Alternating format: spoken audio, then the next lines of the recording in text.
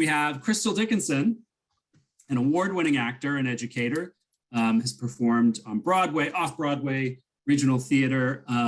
The credits, it's Signature Theater, Lincoln Center, Public, Playwrights Horizons. I think you have the whole set of New York theater. She's taught at Stella Adler, at Spelman College, NYU, Princeton, Pace. She's an MFA graduate in acting from University of Illinois, Urbana-Champaign, an URTA member school.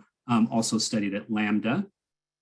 And then Crystal, why don't I let you kind of expand on your biography and background, especially as it intersects with the conversation we're going to have today. Sure. I mean, you did pretty good there, Tony. I don't know if I need to say much more, but I think what I will say is that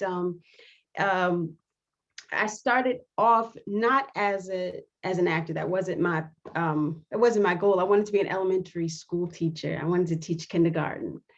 And theater, as I'm sure many of you can relate, it found me. I didn't go to it. It found me in a semi-circuitous way. I had there was a teacher at Seton Hall, my undergraduate school, who she was the only theater teacher. There was not a theater program at my undergrad, but she took particular interest in me, and I auditioned for the Colored Museum.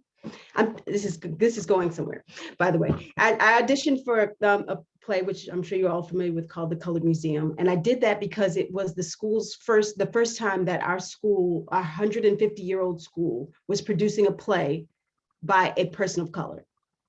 And it was the first time that a majority of people of color would be on a stage at once at that school. And I thought I would like to get on board with that. Not really knowing much about what theater was and blah, blah, blah, blah.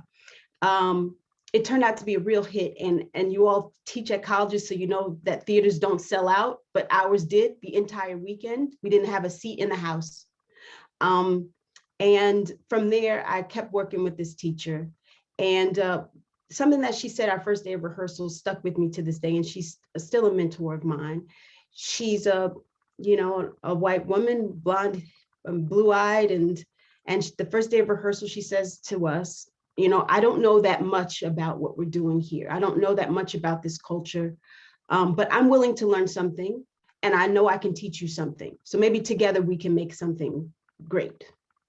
And it was great because we worked together as a team. She was able to instill things in us that we didn't know about, and she was very receptive and open. And I tell that story because I think that is what led me on the path to be here, because I realized that the theater can be a bridge.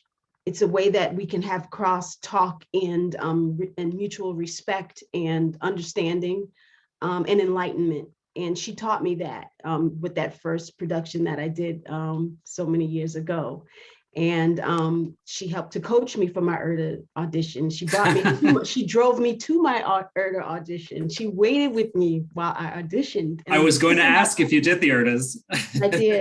I did. She listened outside the door. So it's just a real privilege for me to be here. And that's my URTA story. And that's, why I continue to teach and why I continue to stay in the theater. Thanks, Crystal. Sure.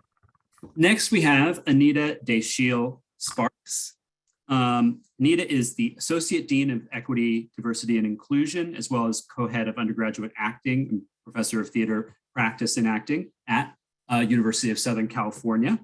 She's also a Burns Distinguished Professor and has taught acting, movement, critical studies at USC for 2 decades.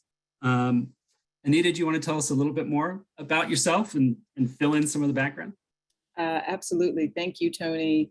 What a joy it is to be in community with you all this morning.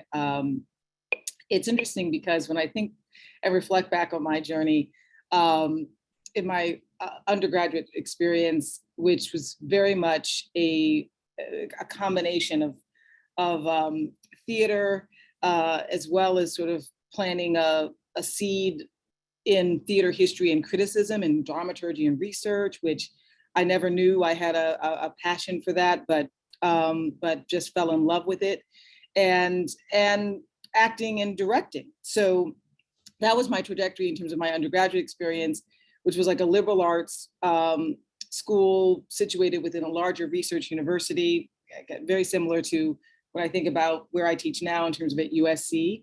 But it's interesting because I knew from having that liberal arts base, that wonderful breadth and depth and the complexity and and quite frankly, the sort of interdisciplinarity, right? Between how what we do as artists and as master storytellers really does speak across discipline. It speaks across culture, it speaks across history and time and space. And so it was a really kind of formative years for me to realize how all of those different components really are anchoring and kind of centering and grounding the work that we do as actors, as directors, as storytellers, to really root it in truth and root it in authenticity, right? So that all of those different things allow us to have the kind of liberation and freedom to be bold and courageous to tell the story and to make the invisible visible, which is communicated so beautifully in The Empty Space, and how the theater is a space to make the invisible visible, which I think also coincides with what the charge or the responsibility is in the EDI landscape, right? And as an EDI practitioner, I think that's very much at the core of what that work is. How do we make the invisible visible? And I have such a fond memory of going and participating in the URTAs myself at the Palmer House in Chicago.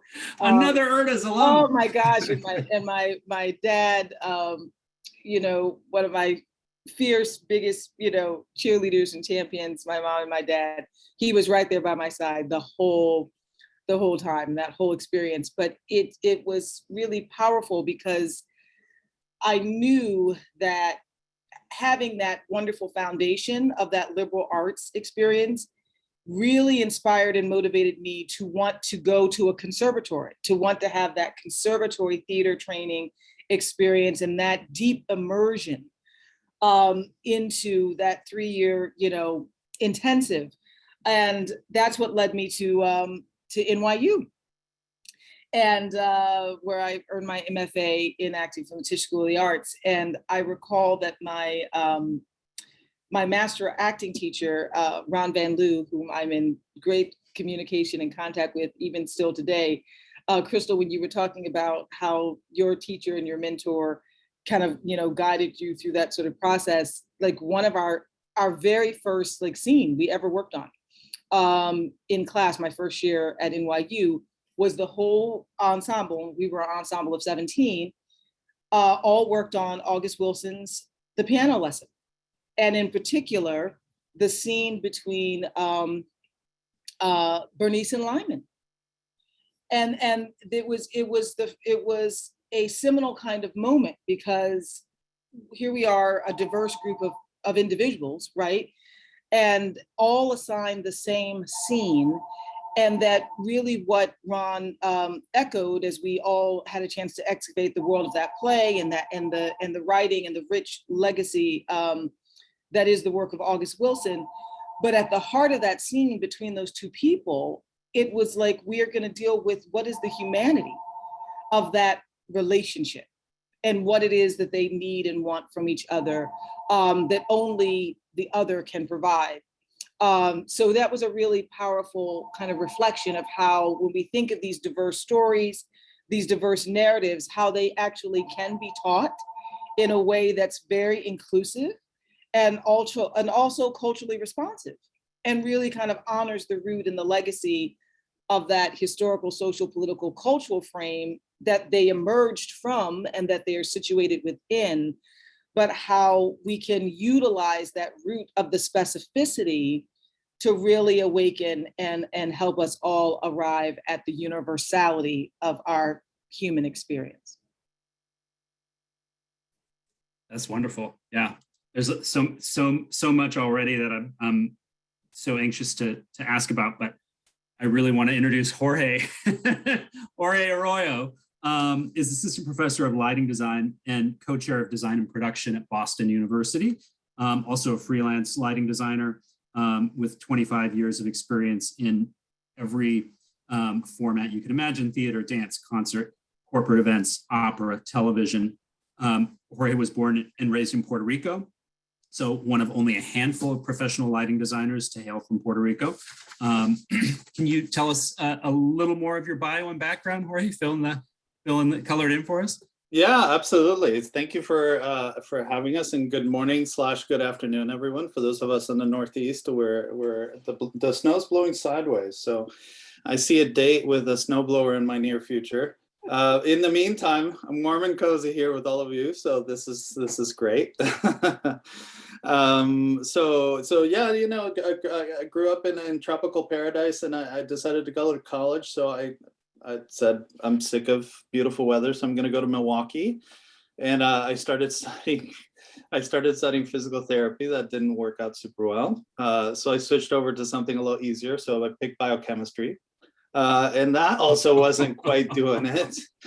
And just on an off freak chance, somebody I knew from a freshman class was an usher in the theater, and he invited me to come see a show. He would sneak me in.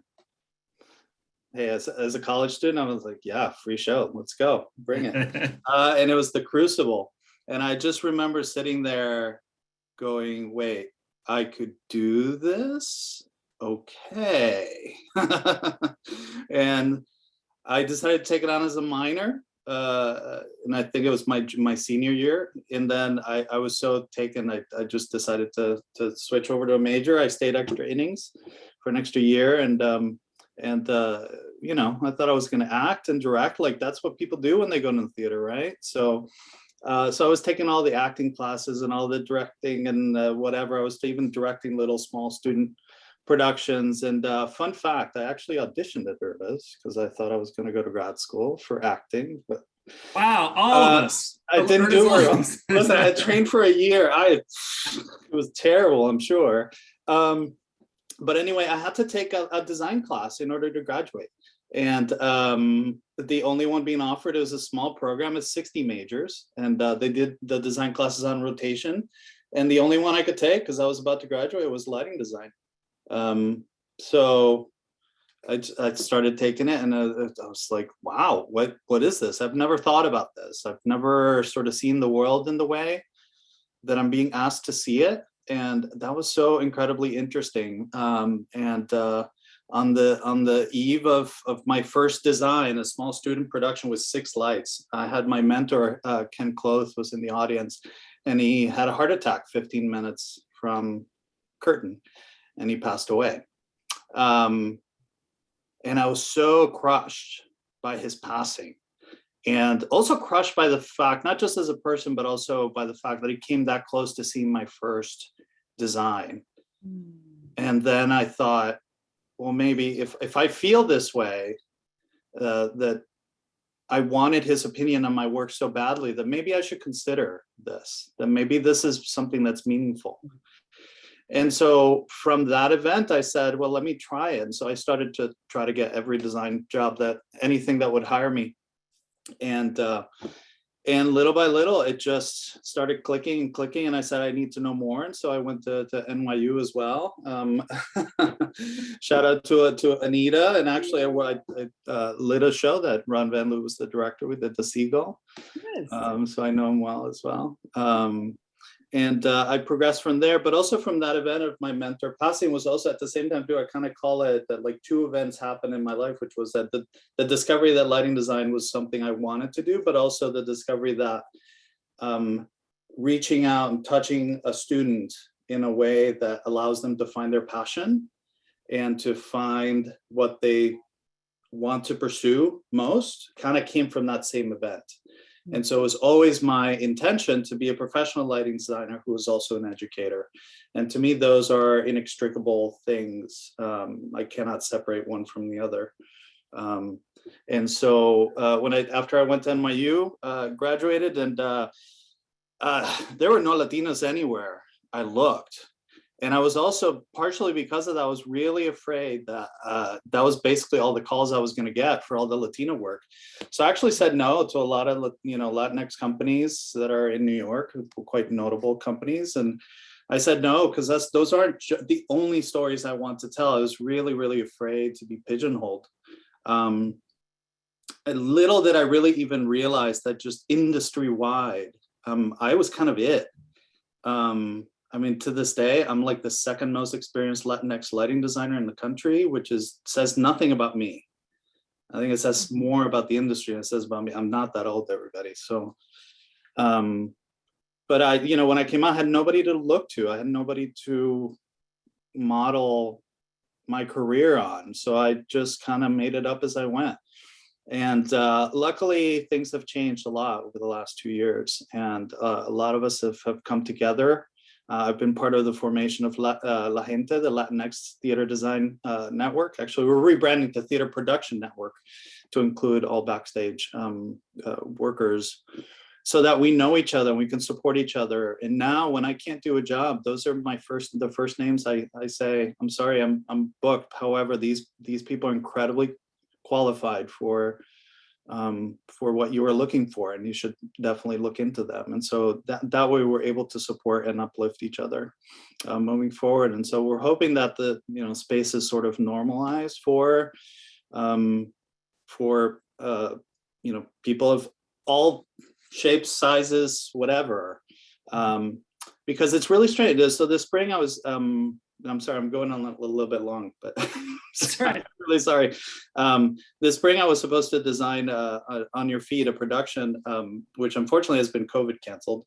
But it was the first time I was, actually maybe the second time I was going to do a major regional show with an entire Latinx team. That's really rare. I'm usually the other in the room. And so being in a room in which we can talk about, hey, do you remember that show when we grew up, that no one else would know unless you grew up in Puerto Rico or one of the Latin countries. We could talk that way. And so it was creating some really beautiful, awesome work. I hope they're able to revive it in the future. But anyway, that was the long story. My apologies. No, not at all. Hopefully they will. There's so many segues and threads from all three of you already that I want to start to pull on and expand on.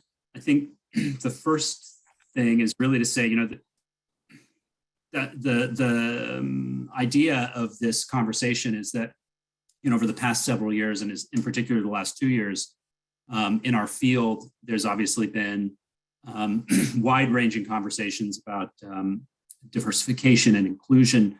And it's mostly in terms of the industry, whether it's stage or screen,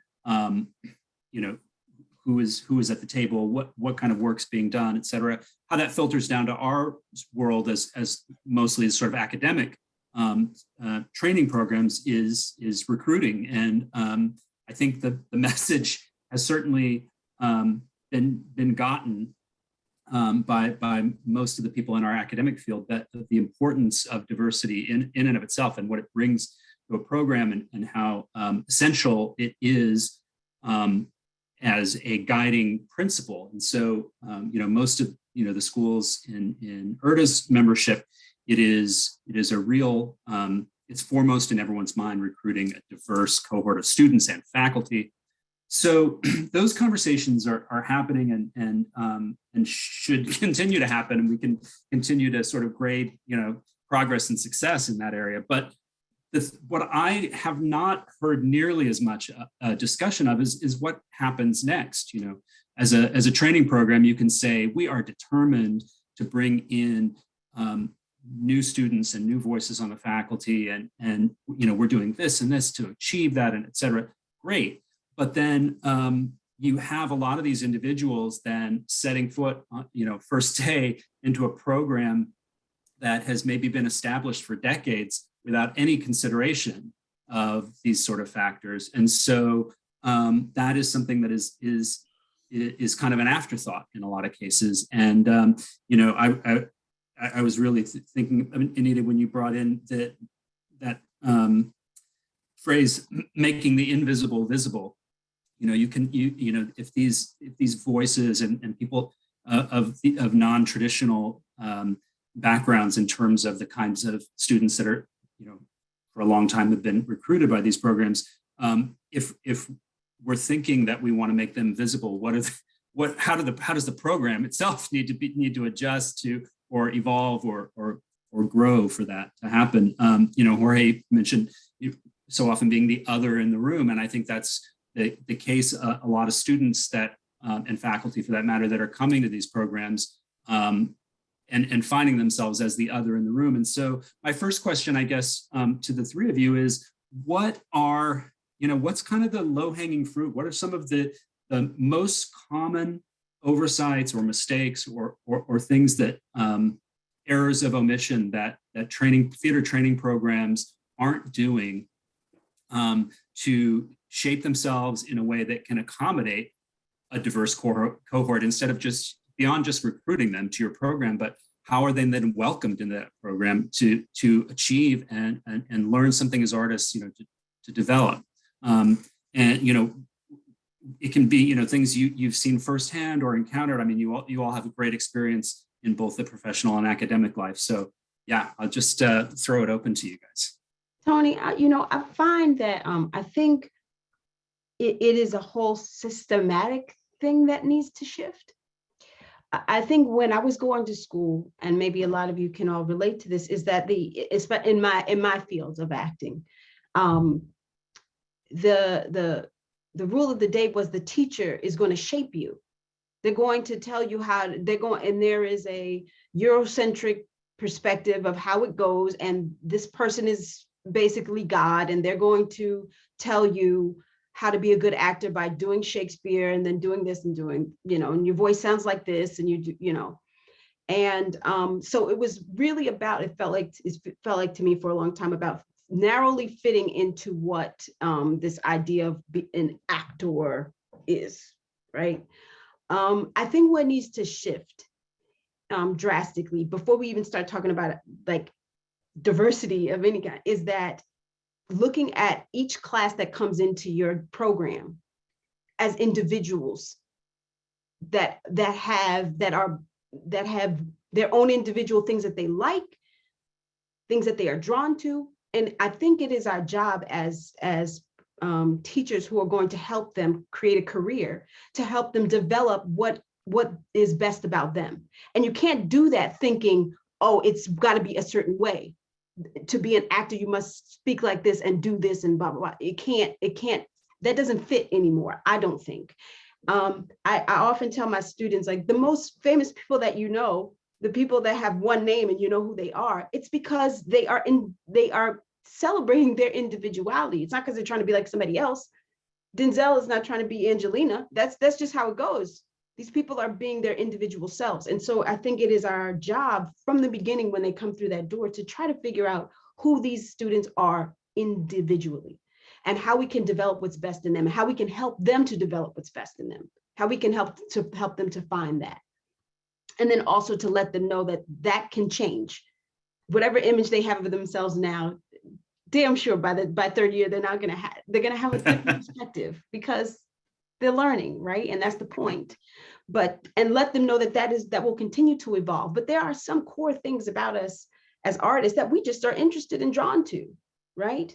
And we should be able to have the foresight and the ability to adapt our curriculums to their needs. That is my opinion. I've come up against a lot of grief about that. But I do believe that if we start there, then it makes the diversity thing a little easier, because now we're not just looking at, oh, there's a bunch of Black students we have to attend to, or there's a Latinx student we have to attend to. But then it's about what individuals what will best benefit them, and how we can challenge ourselves too, because then we learn something new too, right? We have to crack open some more plays. We have to go see some more stuff. We can't just rely on the syllabus we had last year and be like, oh, that's going to work out. And some things will work out. I'm going to teach Ibsen until the day I die because he's a genius.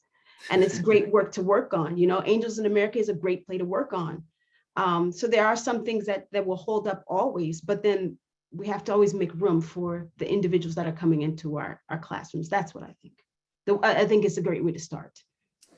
I would love to add to what Crystal offered, because I mean, I too firmly believe that it is our job and our responsibility, you know, as artists and as educators, in our role as administrators, whatever spheres of influence we occupy in the different spaces, is that it is not enough to diversify and increase the numbers and the percentages of diverse bodies and identities, whether it's faculty or staff, and then you don't disrupt and challenge and question all of the other pieces of the infrastructure around it. Because quite frankly, you can inadvertently do more harm and actually do a disservice to the very students or the very faculty colleague population that you really seek to expand, right? To expand in the whole. And so, you know, when I think about my own journey of being, when you said, Jorge, of being the other, oftentimes being the only, and kind of otherized in the space in the room, that is a very familiar refrain, because that was my journey as well.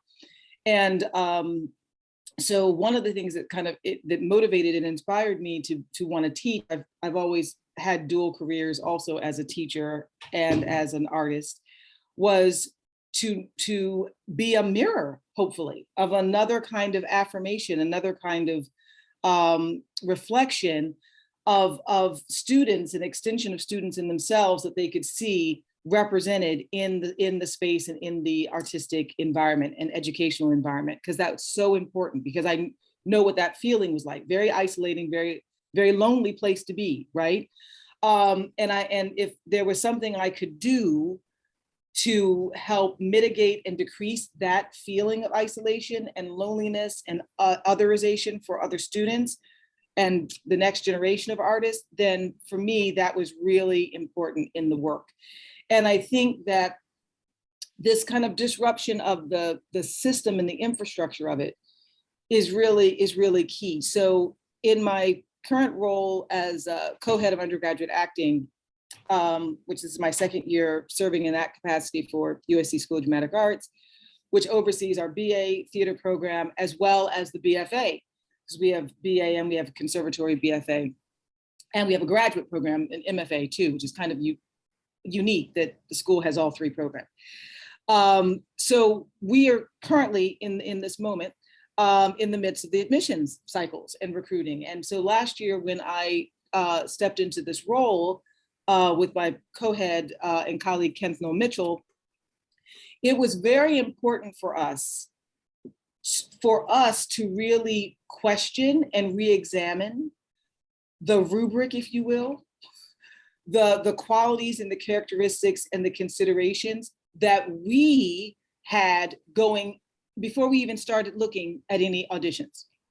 That we had to start right there at saying, okay, what is in the system and how this has been done in the past, right? Where you're oftentimes looking, to your point, is Crystal, for the sort of type, you know what I mean? These well-known types of individuals, and looking and really then doing the recruitment almost through that sort of lens and eye of like casting an ensemble with a collection of archetypes. We were like, oh no, we are going to disrupt that right now, because that eliminates and doesn't allow for the very individual and the beautiful uniqueness, Crystal, that you spoke to, that I just want to underscore, that is intrinsic to these students. You completely move that out of the equation when you don't start from the beginning with the intentionality and the thoughtfulness of, no, I actually want to invite all of who these students are, all of it, all of who they are, all of their lived history, all of their identities at the intersection.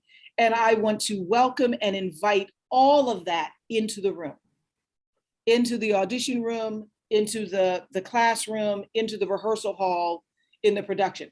Because then we're actually shifting the lens. We're shifting the lens and we're shifting the paradigm from the onset, actually, of what is the experience. And what we are prioritizing and what we're foregrounding, right? And celebrating is that authentic and really trying to create a space and a culture where people feel, the students feel that they can be and bring their authentic self into the room and into the work and into the art that we're creating and making. Because I know from my own journey, it wasn't until I got to grad school that I realized, oh, my sense of myself as an African-American person, my sense of myself as a woman, right? This wonderful body that I occupy and move through the world within, it wasn't until grad school that I realized I can bring that with me. I can actually use it. It's actually part of my superpower, in fact, in every role that I play, whether it's Shakespeare, whether it's Chekhov, whether it's Suzanne Laurie Parks' play, but I don't have to leave it at the door. And that's the messaging that I really hope to shift and change in the way that we are navigating these different parts of the system and the process, in the recruitment piece of it.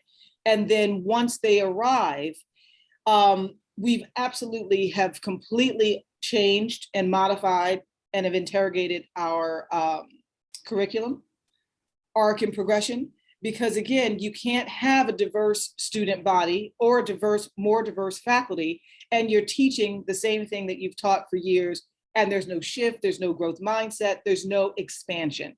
And so we have been actively and intentionally have expanded the curriculum to diverse not only the content that the students are exposed to, or that we as the educators are actually teaching through our different areas of expertise, but we have expanded that range so that we in the teaching, the students in the learning, really are exposed to a diverse voice of artists, of scholars, of historians, of designers, right? Of everybody involved in the creative process. So they see what is possible, and that it's also not enough just to diverse the curriculum and not diverse the pedagogical and methodologies associated with it. So that's another part of our professional development and the training that we have been doing in that expansion is providing opportunities for us to learn and grow as teachers, of expanding the range of our acting approach and how we're teaching it, that doesn't only foreground a Western point of view and perspective or a European point of view and perspective, that there are a host of rich legacies and histories that are non-Western and non-European of storytelling in its finest and purest form. Yeah, it's interesting. What I'm really hearing from both of you is that it seems like the central issue is sort of a putting the cart before the horse, whereas programs ought to be thinking about who they're bringing in and forming the structure or the pedagogy or the work to the individuals that are coming in, as opposed to saying, here's our curriculum, now you're coming into it to be shaped in the way that we've structured it. Jorge, I'd love to bring you in on that and ask how that manifests in it from a design training, because obviously, it's still theatrical, it's collaboration, it's still this art, but acting, of course, is so closely identified with the individual and from a for lack of a better word, what am I trying to say? When we think often, whether it's in cliches of bad cliches or good cliches, acting, like Crystal said, is often about a teacher who's going to deliver you this wisdom and shape you and stuff. And we don't always think about design training in that way, but I'd love to just kind of hear how what we're talking about manifests in that sort of world. Yeah, of course. I mean, for us, the big difference is that we're not necessarily dealing with the individual, but rather with the collective of individuals and the world around them. And one of the best descriptors for what we do, especially as lighting designers, but really it applies to all designers, is from Richard Pilbrow, who said that we're giving quality to the air that the actors breathe. And so in order for us to do that, it's really about connecting with all of the characters and their stories and the world that they live in, be it the real or the emotional, and connecting with a play in that way is really fun, and it's really hard.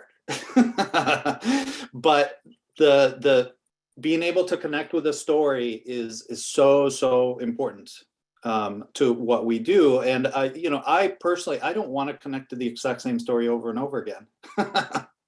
I would like to experience as many different stories to tell as possible. That's something I enjoy a lot. But so much of what we have been talking about, I think, especially over the last 2 years during this COVID pause and the racial reckoning of the summer of 2019, where all the conversations really kicked into high gear.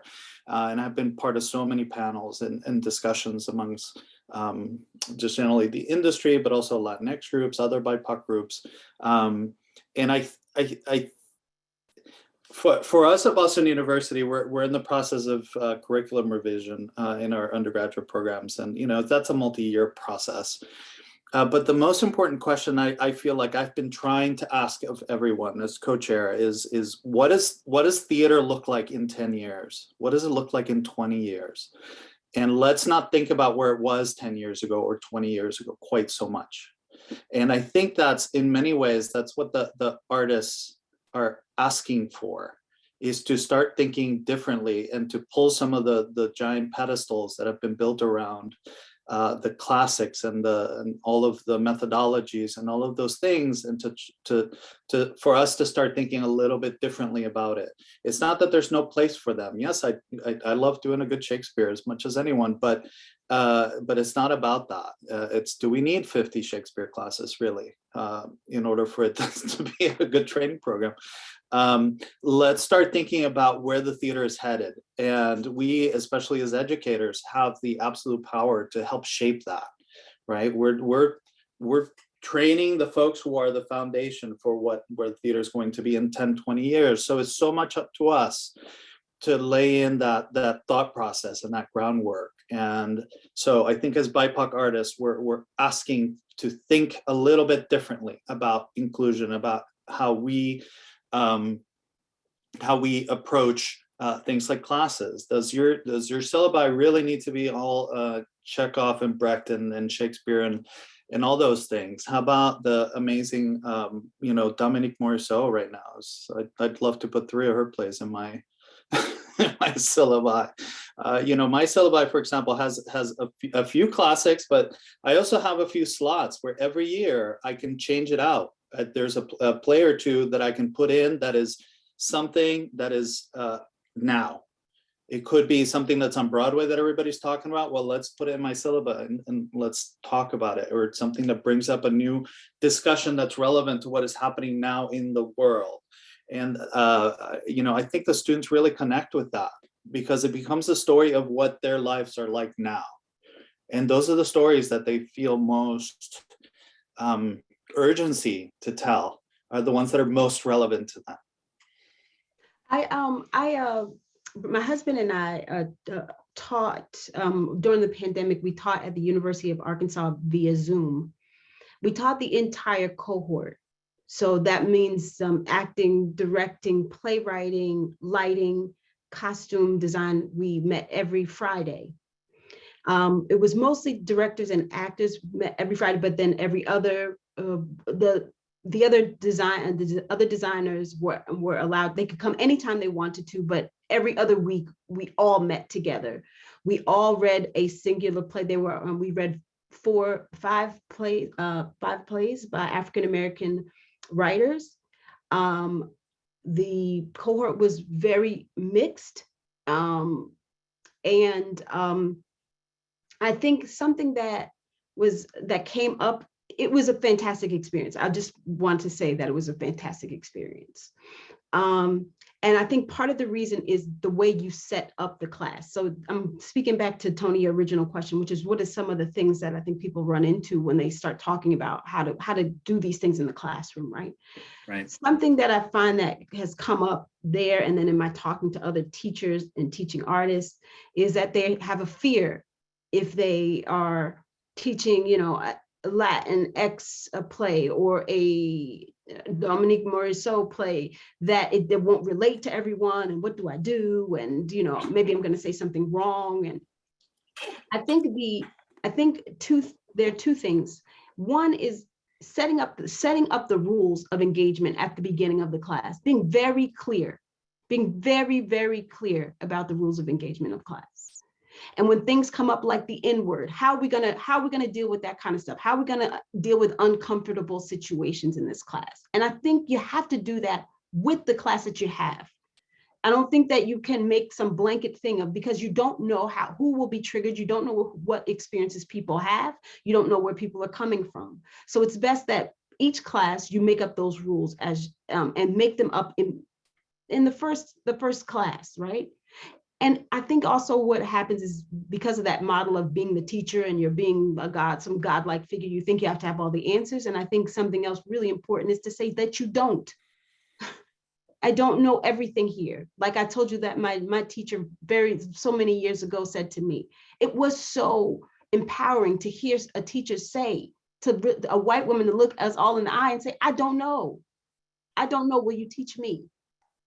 I can teach you. I got some stuff to teach you. If you're willing to learn, I'm willing to learn, right? Because then you can excuse a multitude of mistakes and errors when you know where a person is coming from. If you know a person is coming from, I want to learn something. I want you to learn something. I want you to be your best self. I want to help to facilitate that in any way I can in this particular classroom, in this time that we're in. People can be a lot more forgiving. Another thing that you can say in that classroom is that harm will happen. That's going to happen because this is a new thing we're trying to do, right? Anything new coming back to life hurts, right? So you have to say mistakes are going to be made here. So how will we do that? How will we announce? How will I know that the harm has happened? And it could be as simple as saying, oops and ouch, oops. And then we can talk about it after class, or we can address it right there. How do we handle that? We'll make everyone feel comfortable and have a consensus, right? Because mistakes will happen, errors will happen, harm will happen, guaranteed. In your best efforts to diversify, to do something new, to try something new, it's inevitably going to fail at some point or go wrong. And then you have to be willing to be able to say, I'm sorry, and not make an excuse for your behavior, and say, what can I do better? I'm sorry I made the error. What can I do next time to make it better? And so you figure out how to repair, right? But it's just part of the process, you know. But we can't let the fear say, oh, because I don't want to offend anyone, because I wonder what my white students will say if we do August Wilson, or, you know, or we do David Henry Hwang. What do we do? What will people say? Like, you know, you can't start off that way. You just have to know that you're going to fumble a little bit. You might fumble the ball sometimes, but in the end, if everyone there knows that what we're trying to aim for and move toward, it makes it easier, I think. That's great. Yeah, I'm glad that you took it in that direction, because that was my next thing, as I wanted to kind of drill into some more specifics in terms of disrupting those kind of moribund structures of pedagogy and curriculum. And one thing that I can't remember now. So someone was just talking about, Crystal, maybe was it you at undergrad? You said you didn't have there was no theater program. Yeah. And it's so often the case that the URTAs, the only requirement to take part as a candidate is that you are eligible to go to grad school, because all of our programs are graduate programs. And so that means usually that you have to have an undergraduate degree, but there is no prescription of what that degree needs to be in. It doesn't have to be a theater degree. We have a lot of candidates whose degree is in something completely different.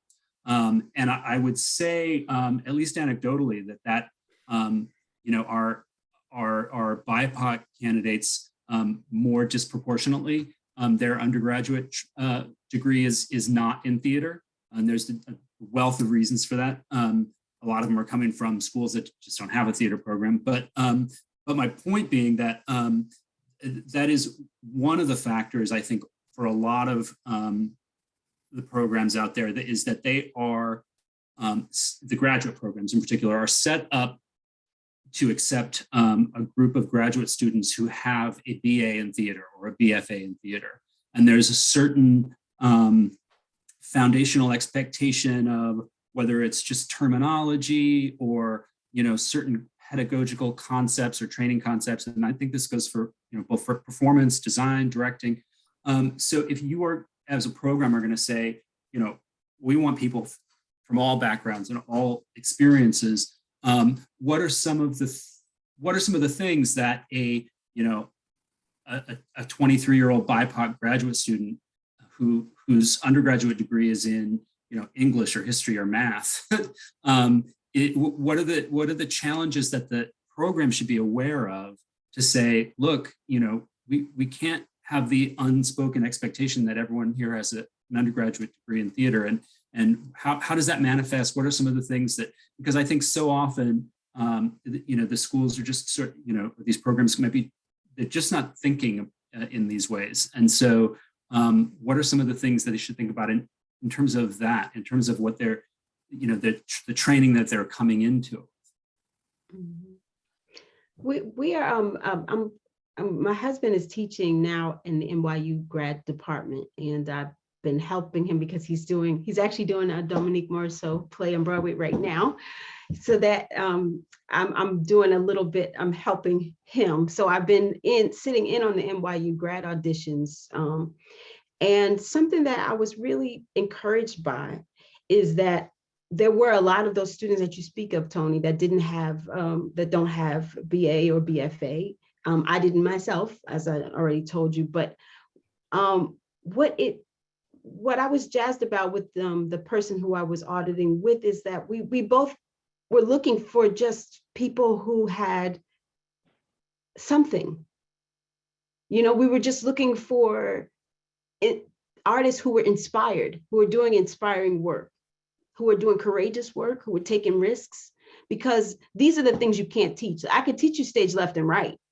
You know what I mean? I can teach I can teach those basic concepts, but I can't teach you how to be inspired. I can't teach you how to make a bold choice. I mean, I can, but it's going to take a long time. And with 17 students in a classroom, you don't have time for that, right? So you have to.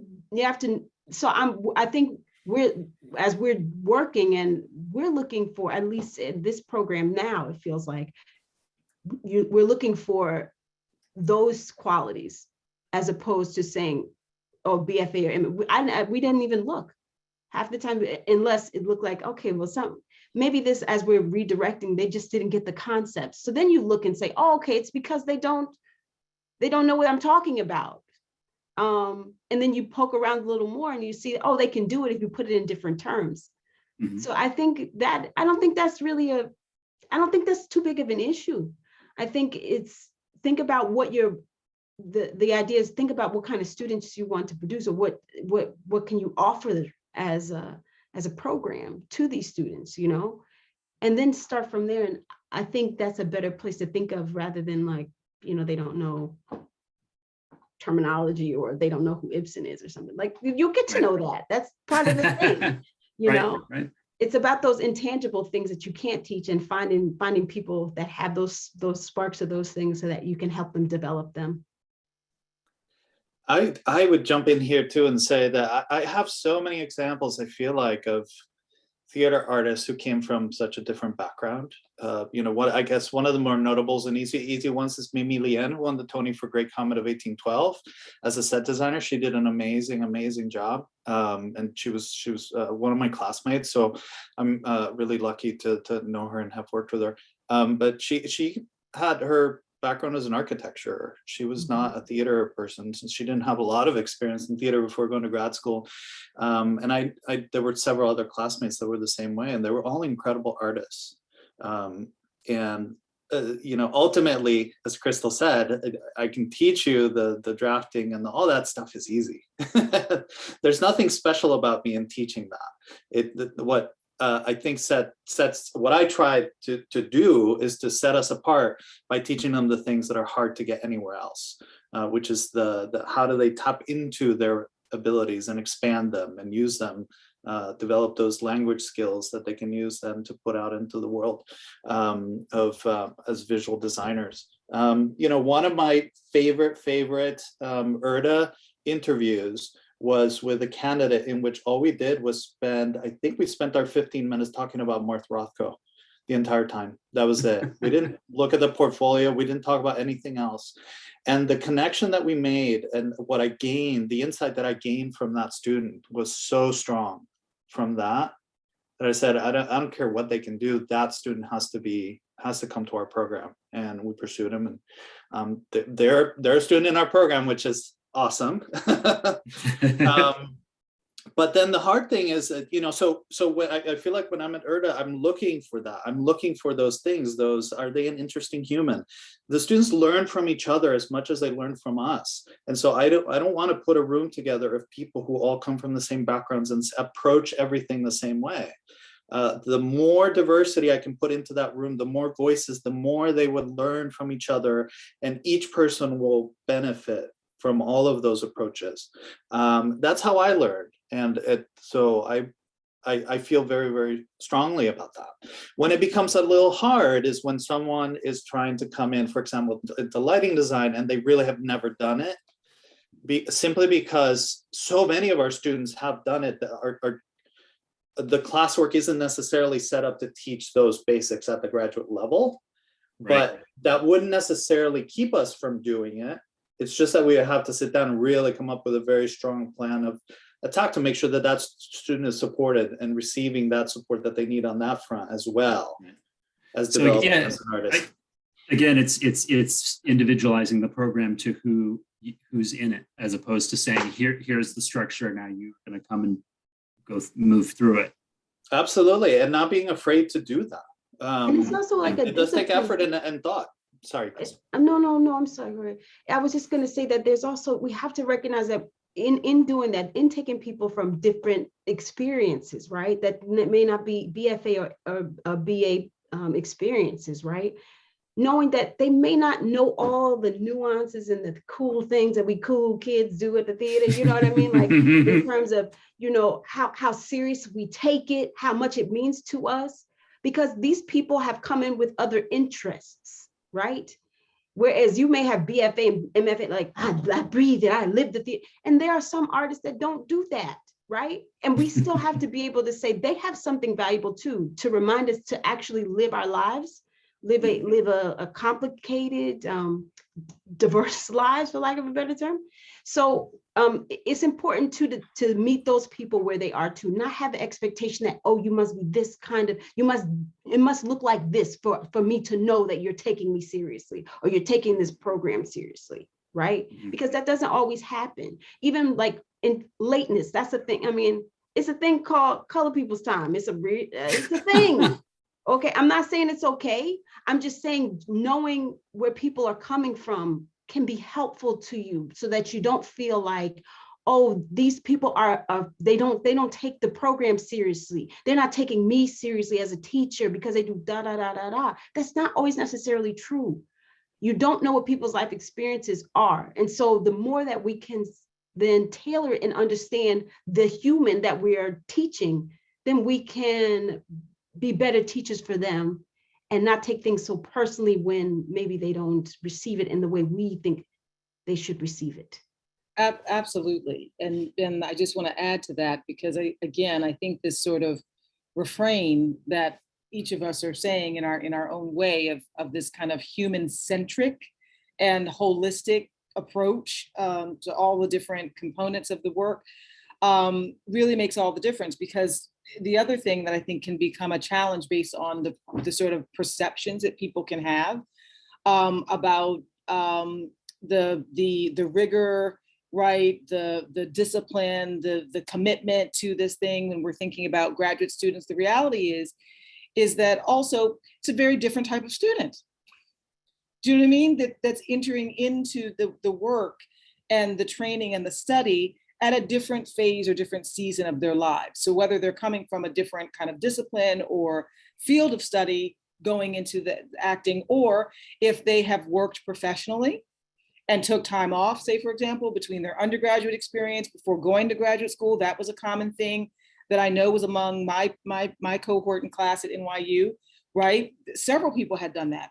I went straight from undergrad to grad, but that was not other people's journey. So I guess, again, being mindful and open to all of those different possibilities and what people then are bringing into that the training and the study and the work is really quite rich.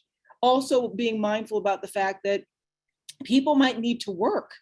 So how we think about our schedule too, that's something that has been very much at the forefront of my mind in the midst, and my colleagues in the midst of all these reckonings, right? That we're in multiple pandemics we're in the midst of even now, of being mindful about schedule. What's the infrastructure of how we are setting things up, and what we can sort of shift and change, for example, that can really set people up to succeed.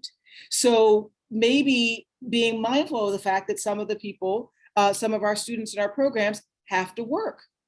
And so let's be mindful about that. Maybe we can create a little breath and space within the grid of the schedule that allows people that time, or making sure there's breath and space for people to have downtime, right? That we're not like pushing it to the hilt 9 to 5, and then people have a pause and they got to go into rehearsal from 6 to 10, and they've had no time to eat, you know what I mean? And to restore their body, let alone to sort of rest and restore their mind to get ready to do what needs to be done.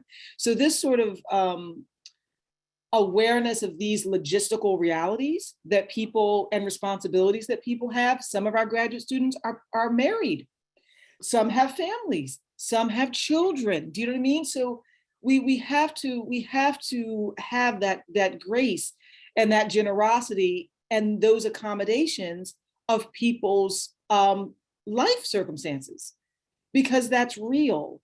And I think that will really go a long way to really have and integrate mental health and wellness and well-being into an environment and culture of belonging that we're trying to nurture and foster. But it's not going to just happen, by osmosis. We have to really be intentional and sort of think about it, think it through before we sort of map it out and have the students go through it. Like, we've modified our tech times. Literally, we have reduced tech hours across all of our different programs and populations this season in response to some of these things that we're talking about, and a specific action item of trying to be mindful about these considerations, real life world needs, and being more mindful about mental health and wellness. And I'm excited We've set Sundays off. I'm sorry, Crystal. Sundays are a day off. It's tempting to do Monday, but Monday they're in class, and so it's not really a day off. Right. So giving them a Sunday lets them do their laundry, to be humans, to feed themselves, catch up on whatever the Netflix thing they want, and that feeds them for the rest of the week. That's right. That nurturing, that restorative. We've got to have space that we can restore. Otherwise, we're not going to be able to show up to be our best selves, to do our best work, as you were talking about earlier, Crystal. And I was going to say just that I'm excited about it. I mean, I think the theater, we come up with new things all the time.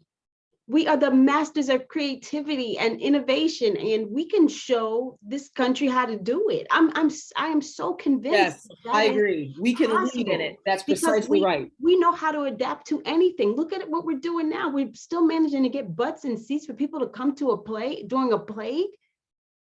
I mean, come on. There's nothing that we can't do, because I think we all entered this profession because you see the power of what it can do, how it can shape and mold and change people's minds. That's possible.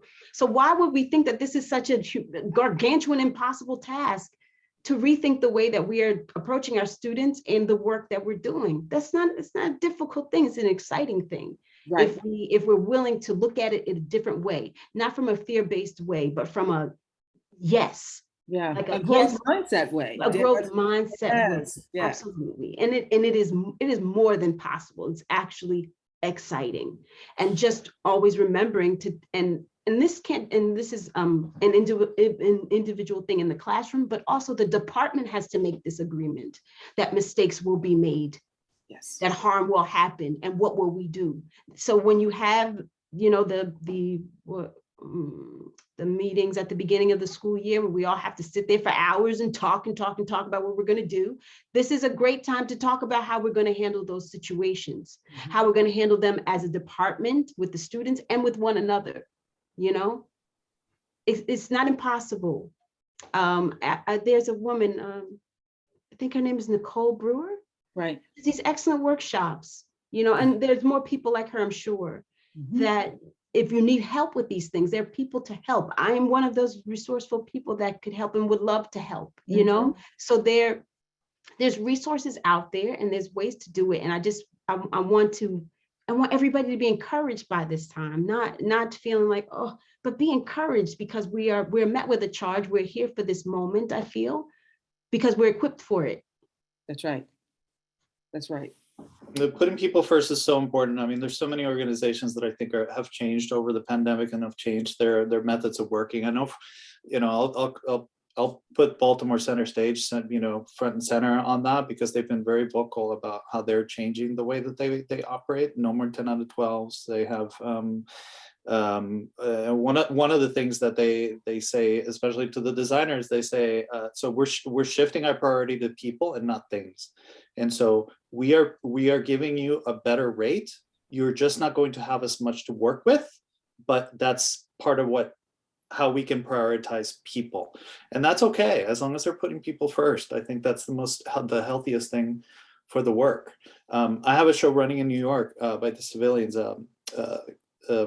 called Whisper House, which is the New York premiere of a Duncan Sheik musical. If you get a chance to see it until February 6th at 59 East 59. The lighting's great, by the way.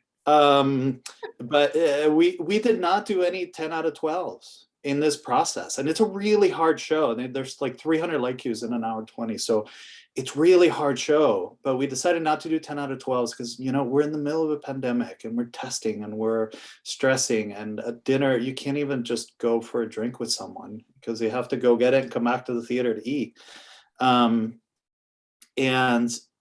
show turned out beautifully, but it's also one of the few times in my career in which I felt like every single second I was in tech, I was firing 100%. When we were doing, shows with 10 out of 12s, by the middle of the second day, by the middle of the afternoon, it's like I was not present, like something out of Fantasia, like the numbers on the screen were dancing and turning into little devils. It's hard to be plugged in 100% thinking about the organization and the channels and the cues and the storytelling and all that stuff for as long as we have to. And it just worked out so beautifully. Things just fell into place, just trusting that if we reduce the time, but the time that we have is so much more efficient. And that helps absolutely everyone, whether you're a BIPOC student or not. It helps everyone in the room and the morale. Yeah, I was just going to say that, a lot of those things that you all are talking about, just really great across the board, no matter who you are. I mean, I was just taken back to my, grad school training in acting, and you were talking about the, being up at 8 in class till 5 and a brief, 45 minutes until you have rehearsal at 6 and that. And I remember being in that process thinking, my God, how do they expect me to, be my best or find anything or be getting anything out of this when I'm so stressed? And, and you're told, well, that's, it's like boot camp, that's how you're going to get it, is the intent. And then, you sort of buy into that because what are you going to do? But to think, wow, if I'd had, time to get a good night's sleep and think about and absorb some of this stuff, and then they would tell you, it's 2 years after you graduate where it's really gonna start to absorb. Like, wait, why don't you give some time during the process to let it steep? And also a bit traumatizing too, because we have them working like 24/7, right? So they're going, and then you get out of school and they can't find the work right off. And it is totally deflating because they think, oh, this is what it is. And like, no, a lot of it is actually sitting around and waiting and being with yourself and finding ways to develop yourself while you're waiting for a job, Yeah.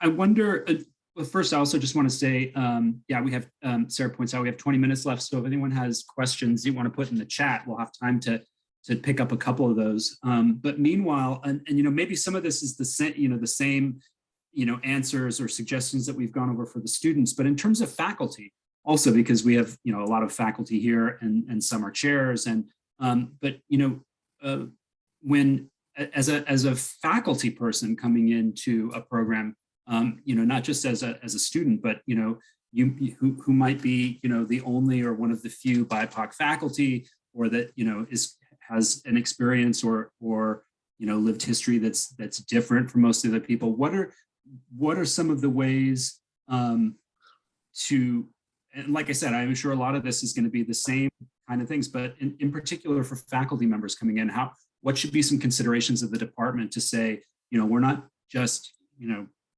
we're not just trying to hit, a number to say we're diverse, but we want an enriching, fungible, space for them to create as artists and bring something. What are some things you should be aware of for that? I'll jump in first on that one, and I would say that the danger is to bring in a BIPOC faculty member and expect that they will fit the mold, that they were somehow fit already very neatly into everything that you're doing, as opposed to thinking about how can we expand the mold or break it down to explore the talents that new faculty member brings. So I would say that's the first thing. The second thing is that there's a real danger of and I'm always on the lookout for it, of a new BIPOC faculty member suddenly ending up on every search committee, on every recruiting event, on every single thing where you want people to know that you have a BIPOC faculty member. Just be very, very careful with that. Helps if you have several, right? Yeah, absolutely. Then it's just kind of normal. Everybody just sharing the load.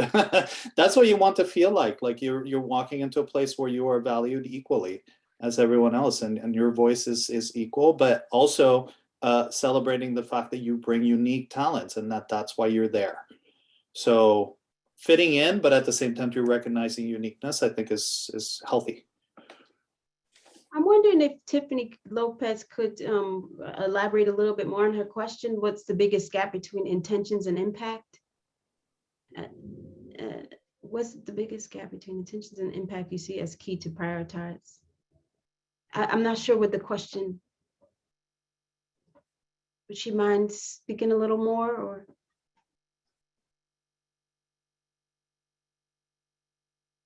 Hi, can you hear me? Yes. Oh, thank you so much. So thank you very much, all of you. I just feel like the ground that you've covered here is extraordinary, and just lending your vision and expertise, all of your notes. There's a lot of just yes, yes, yes.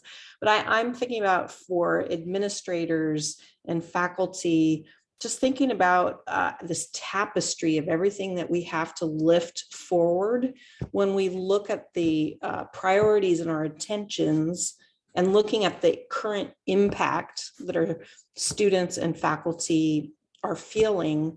Where would be the top 3 places to begin to really make sure that our intentions and the impact that we're making, that we're designing that, because there's a lot that is interwoven together. But just thinking about if there were 3 things to bridge that impact between what our intentions are and the impact that we know people are currently feeling, what would be those 3 things? So thank you very much. Thank you. Oh, I would say, I've already said this, but I'll just reiterate, setting it all up. Because we make the mistake of like, we'll get to it when it happens, we'll get to it. And that is the worst time to try to work through things that might be difficult as you're doing it. Set up a system of how you're going to do that. And then I think whether you achieve whatever it is that you want to achieve or not, you can at least, I think everybody can have compassion around that and how it worked, or whether it worked or not, I think is irrelevant whether you achieve everything you wanted to achieve. But did we all learn something? Did we all grow from the experience? Were we able to repair and do something better the next time? I think you got to start there. I think that's one of the biggest things. It's hard conversation and a long conversation, and it is the thing that nobody wants to do. So you got to do it first, I think. For us, I think one of the things we have been doing over the last few years is that we've been trying to include more of the student's voice into even the decision-making process. Season selection now includes student representatives. When we do a showcase at the end of the year for graduating students, there are students on the committee. When we're doing a search, there is a student representative on the committee as well. And making them feel welcome and their voice heard, I think is good. But the thing is that we, I love having them there because they tell me the things that I never find out that they know, because they're in the workroom over there talking with each other. So they have their eyes, their ears are on the ground. And so I think we have found that really, really valuable. And also the student then also becomes a conduit for the rest of the student body to understand some of the decision making. It's so easy to, for example, criticize season selection. Oh my gosh, season selection is so hard. I empathize. I'm luckily not on the season selection committee at school, but I know how hard a job it is and how hard it is to find a collection of plays that meets all the educational needs that you want, the opportunities for actors, for diversities. There's so many boxes to check. It's so hard. But at least, having the students on the committee that can help also spread the word of, yeah, the committee is really, really trying. And there's this challenge, there's this rights issue that we can't get that play that we all want to do. Or so I would say that would be one thing to look into, is how can you include the students in some of the process?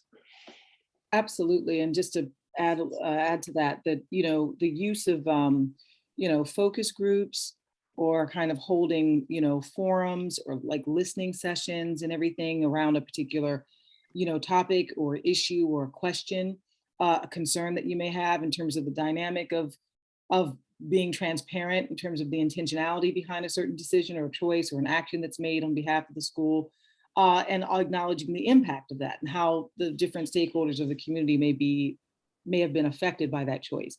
So that has been a really effective tool of the focus groups, town halls, forums, as a way to bring the community together and to hear differing points of view and perspectives about what happened, and be transparent also about, again, why we were doing what we were doing, towards what purpose and end, and then to brainstorm and strategize together what are some action steps that we can kind of co-create or co-construct to mitigate and address the issue at hand.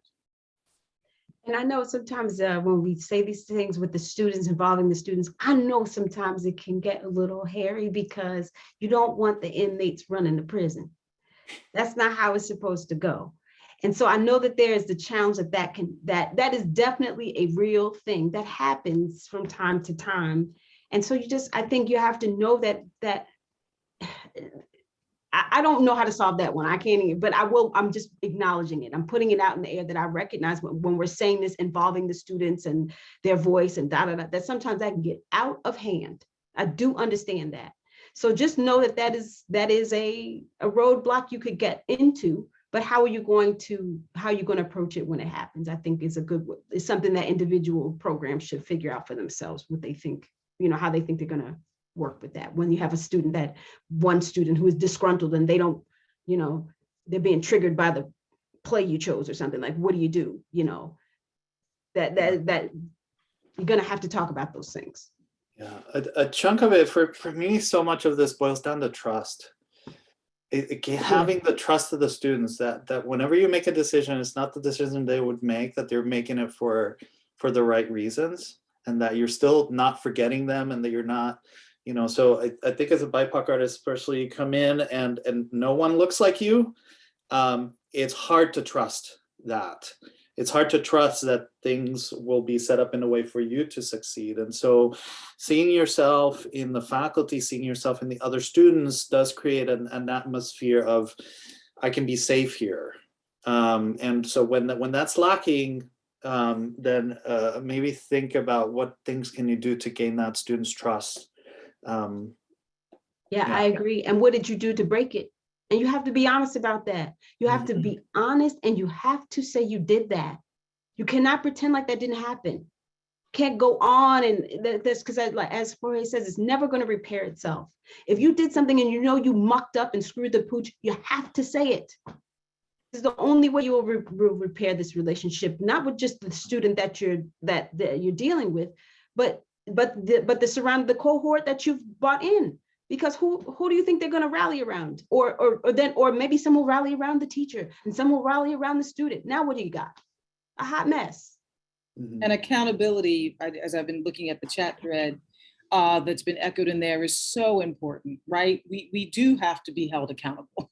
And so we have to hold the students accountable for their part, and they have to hold us accountable for what it is that we say we are going to do and why we're going to do it. Absolutely. Yeah. And then there's no but after it either. I did that because, or I did that, but I'm sorry, but no. There's none of that. We have to learn how to eliminate that. You don't defend yourself. There's no defense, There is only accountability, and I'm sorry, and what can I do to fix it the next time? Sometimes you got to eat it. That's right. Because you've made an error, right? Just because we're in charge doesn't mean that we are infallible. And we have to remember that is the case, and that we're dealing with, and we're dealing with graduate students, and some of these people are close to our age, or they're grown people. They don't want to be treated like children, and they shouldn't be.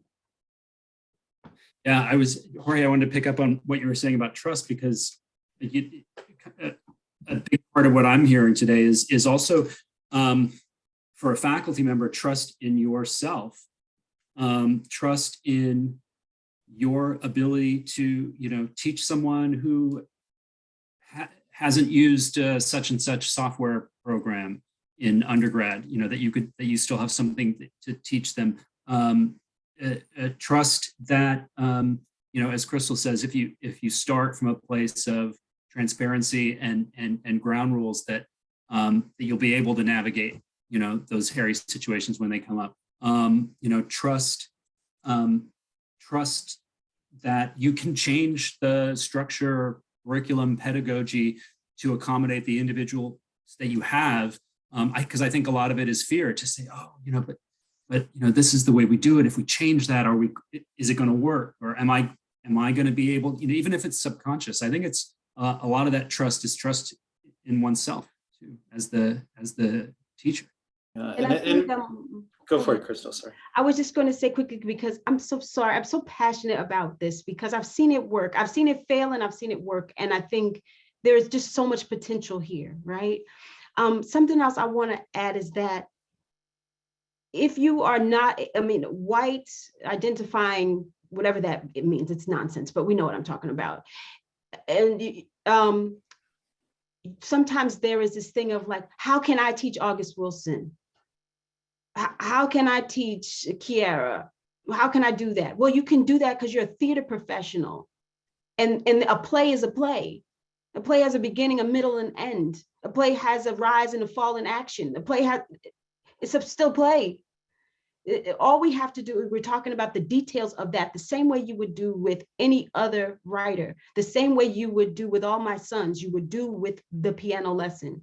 And I think the more you exercise that, the more you will find that to be true. When I was teaching this course with my husband at the University of Arkansas, but at the beginning of the semester, we talked so much about race and culture. And by the end of the semester, we were talking much more about relationships in the play. And then when we had to bring in things, issues to talk about a cultural thing, because it was relevant to the scene or something missing, then it came up. But you'll find very quickly that that goes away, and we're just talking about relationships.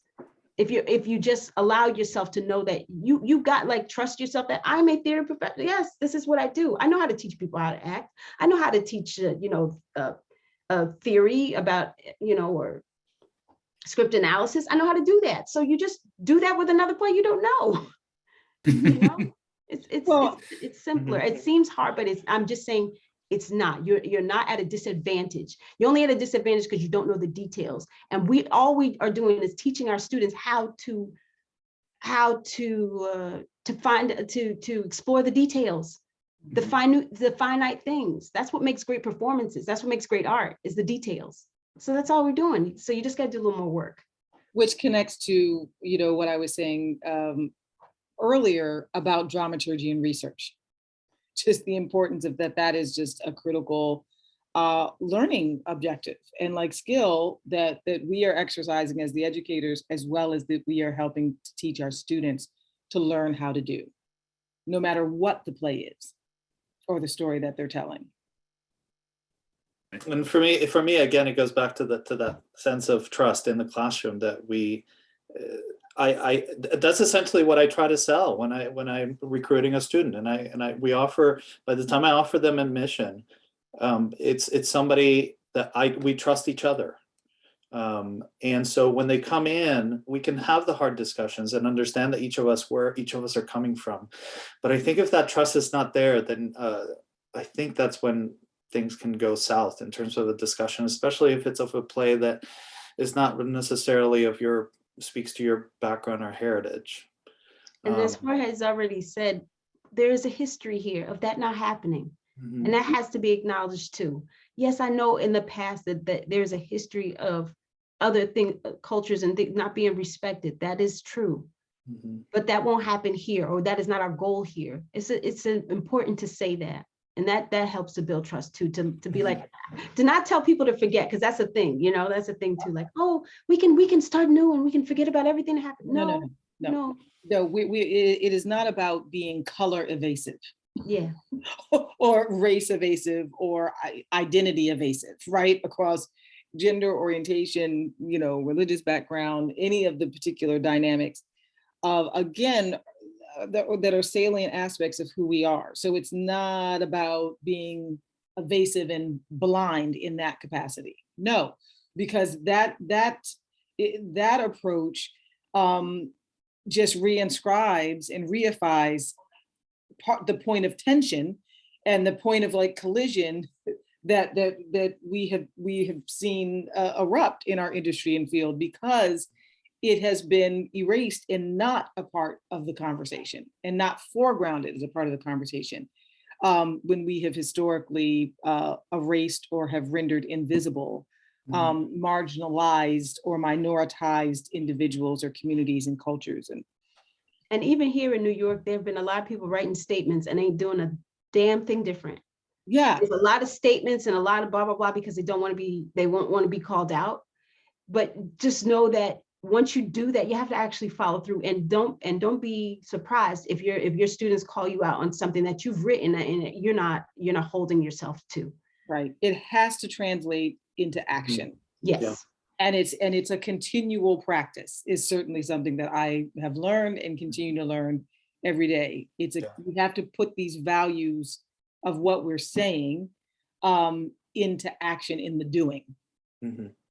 Yeah, and to expand on what Anita was just saying as well, is part of why we've moved away from the term colorblind casting to color conscious casting, because it's recognizing that student's that student's history can bring something to the role. And so you have to think about how that would, what are the things that student can bring to a role that can add new dimension and see it from a new perspective that is new and exciting and fantastic and can challenge that student to have to discover what that is, and have them feel part of the a really positive part of the work that is happening. Right, because that's what we ask of an actor or a designer or the theater artist, is to bring themselves to the work. And so why would we cleave off this huge part of themselves from impacting them? Yeah, I mean, it's not about like becoming someone else. It's about finding the things in you that connect with a character and using those to create a performance. And so the self is just completely, entirely tied to it in my mind. Yeah. Everyone, I feel like we could go on forever with this. This has been a wonderful conversation. We are out of time, and I want to respect people's time because we have another membership meeting and awards reception at 3, and some people will be attending that, and we'll need this break. But thank you, the three of you, Jorge, Anita, Crystal. Thank you so much for agreeing to come and talk with us, and thank you everyone for attending. This has been so great, and I hope we get to do a lot more of this. Like I said, this is really the first time that URTA has done something like this, and hopefully it's a seed that grows, because I think it's just a hugely valuable way that we as an institution can add something valuable to the conversation and to the firmament. So thank the three of you so much for being here. Hope everyone stays safe from the weather, from plague, from whatever else you're experiencing right now. I can't wait to be in a physical space with all of you again, and seeing shows and doing all that. But thank you so much. Thank you. Thank you. It's an exciting time. We can do this. We can do this. Yeah. We got to put in some work, but we can do it. Yes. Definitely do it. Thank you all very much. Mhm. Thank you.